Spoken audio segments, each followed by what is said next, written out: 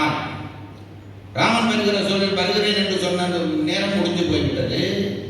ராமன் அங்க அவன் என்ன பண்ணினான் என்றால், ஒரு முனிவர் வீட்டில் விருந்து கொடுத்தார்கள். ராமன் அங்கு உட்கார்ந்துட்டான். எங்க ஆசிரியர் சொல்வார், பாரதத்தில் கண்ணன் தான் நல்லா சாப்பிட்டான், நெய்யுருண்டையே களவெடுத்து தின்றான். ஆனால் அவனுக்கு சாப்பாட்டு கண்ணன் என்று பெயர் இல்லை. ராமன் கொஞ்சமா தின்றான், ஆனா சாப்பாட்டு ராமன் அவனுக்கு பெயர் வந்தான். ஏன் தெரியுமோ, சாப்பிடக்கூடாத நேரத்தில் சாப்பிட்டு கொண்டிருந்தான். இங்க பரதன் நெய் விடுவான் என்று தெரிந்து அங்க விருந்தில் உட்கார்ந்துட்டான். பரதன் டைம் பார்த்தான். அண்ணன் சொன்ன நேரம் முடிஞ்சது, வரையில்லை, இனி நான் உயிரோடு இருக்க மாட்டேன். என்ன செய்தான்? தீயை மூட்ட சொன்னான். தீ மூட்டியாகிவிட்டது, அக்கினி குண்டம் அமைச்சாகிவிட்டது. மேலே ஏறினான். ஒரு பொறுப்பு நெற்றி வந்தது. நானும் செத்து போனால் அயோத்தியை இப்ப ஆட்சியாளர்கள் இல்லாவிட்டால் எதிரிகள் பூந்து விடுவார்களே.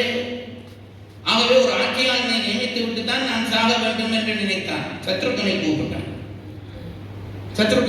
இங்க வா என்றான். என்ன என்று கேட்டான். அவன் ஒரு மாதிரி அவனுக்கு சில பேர் இருக்கிறாங்க, சாப்பிட சொன்னாலும் சும்மா இருப்பான், சாப்பிட வேணாம்னாலும் சும்மா இருப்பான், உணர்ச்சிகளை காட்டாதா. இவன் அப்படிதான் இருந்தான். சத்ருக்கனை இங்க வாழ்ந்து கூப்பிட்டான். கிட்டடியில் வந்தான். நீ எனக்கு ஒரு உதவி செய்ய வேண்டும். என்ன உதவி? நான் நெருப்பில் அண்ணா வர சொன்ன டேட் பிந்தி போச்சு, டைம் பிந்தி போச்சு, நான் நெருப்பில் விட போகிறேன். நீ என்ன பண்ண வேண்டும் என்றால், நான் செத்த பிறகு இந்த ஆட்சியை பொருட்படுத்தி நீ நடத்த வேண்டும். நாங்களா இருந்தா பரதனை தள்ளியே விட்டுருப்போம், சீக்கிரம் போடான். இந்த சத்ருக்கன் என்ன செய்தான்? முறைச்சு பார்த்தான் பரதனை. என்ன சொன்னேன்? ஆட்சிய நான் ஆள வேணுமா? நல்லது. காணாத நிலைமைகளை கைவிட்டு போனானை காத்து பின் போனானும் ஒரு தம்பி. என்னடா பேசுற? காட்டுக்கு போறேன் என்று சொன்ன ராமனை பின்னாலே காவல் காக்க போறேன் என்று சொல்லி ஒருத்தன் போனானே, லட்சுமணன், அவனும் ஒரு தம்பி தானே? நான் தம்பிதான். போனான் தான் கர்மவதி போயிட்டு ஆனான உயிர் விடுவேன் என்று அமைவானும் ஒரு தம்பி. போன பேர் கர்வத்துக்கு கொஞ்சம் லேட்டா போச்சுட்டு இருக்கான், நெருப்பில் விட போகிறே, நீயும் ஒரு தம்பி தானே? தம்பிதான் என்றான் பரதன். நானோ இவரசாவே, என்னே இவரசாட்சி இனிமையம்மா. நீங்கள் எல்லாம் ராமனுக்கு தம்பி, ஆட்சி வேணாம்னு சொல்லுவீங்க. நான் மட்டும் இந்த ஆட்சி வேணும் என்று உட்கார்ந்து இந்த சீட்டில் இருந்து ஆட்சி ஆளுவேன் நினைச்சியாடா? என்ன வெட்கமட்டவன் என்று நினைச்சியான்னு கேட்டான். இப்ப நான் சொல்ல பாருங்க, இதை கேட்க உங்களுக்கு சிலிர்க்குதா இல்லையா? சிலிர்காட்டியும் சிலிர்க்குது ஆட்டவன் தலையே. இப்படி ஒரு தம்பி சொல்லுவானா? நானும் இவ்வரசாவேன், என்னே இவ்வரசாட்சி இனிமையம்மா என்று சொன்ன தம்பி ஒரு பக்கம். எல்லாரும் சிலிர்க்க பண்ணுகிறார். இலங்கையிலே என்ன தம்பிமார், அவன் அதை இன்னொரு கூட்டம், அது அரக்க கூட்டம்.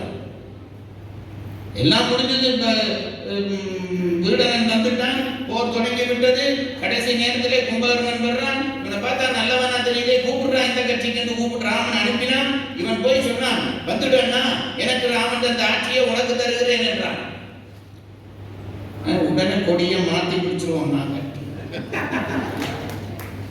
சொன்னா, விடனா நீ என்ன பேசுகிறாய்?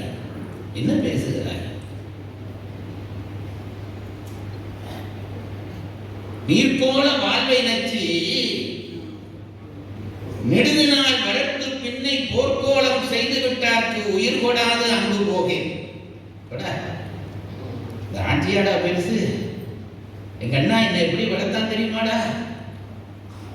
யாரை பற்றி சொல்றான்? ராமனை பற்றி சொல்றான். அவன் என்ன செய்கிறான்? தன் காமத்துக்காக இவர்கள் எல்லாரையும் பலி கொடுக்கிறான். நாங்களா என்ன பண்ணிருப்போம்? அவர் காமத்துக்காக எங்களை எல்லாம் பலி கொடுக்கிறார். அவர் இருக்கட்டும் அந்த கட்சியில, நான் இந்த கட்சிக்கு வந்துடுறேன், சூரிய செய்தி கொண்டு போயிடுவோம்.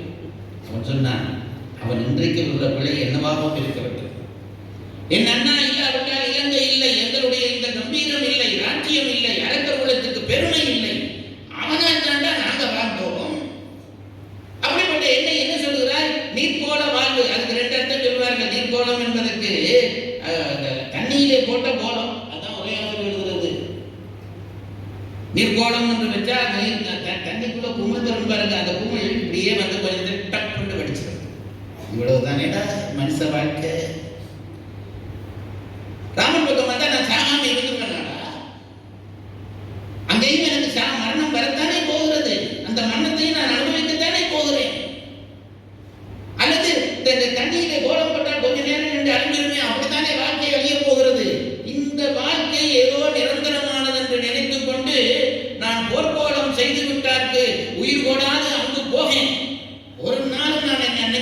பெற மாட்டேன்.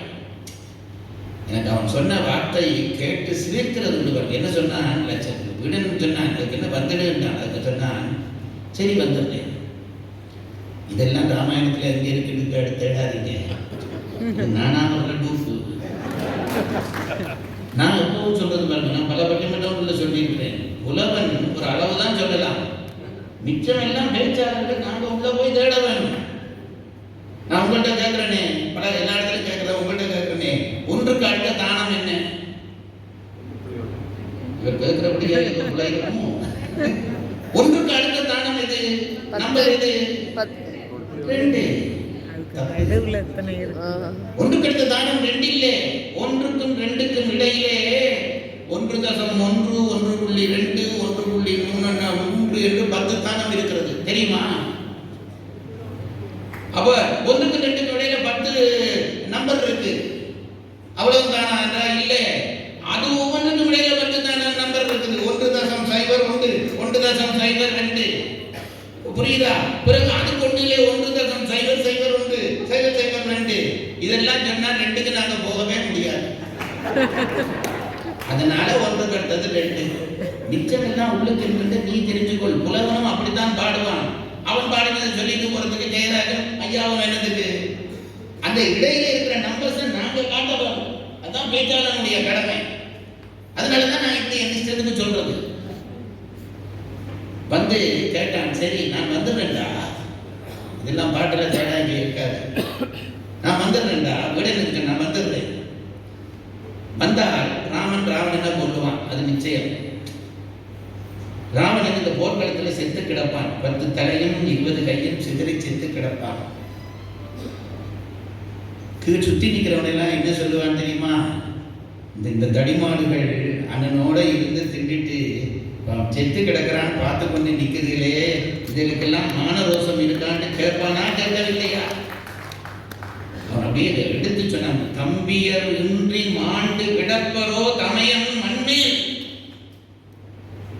தம்பிமார் இல்லாம இந்த அண்ணனை சாக விட்டுருனாடா.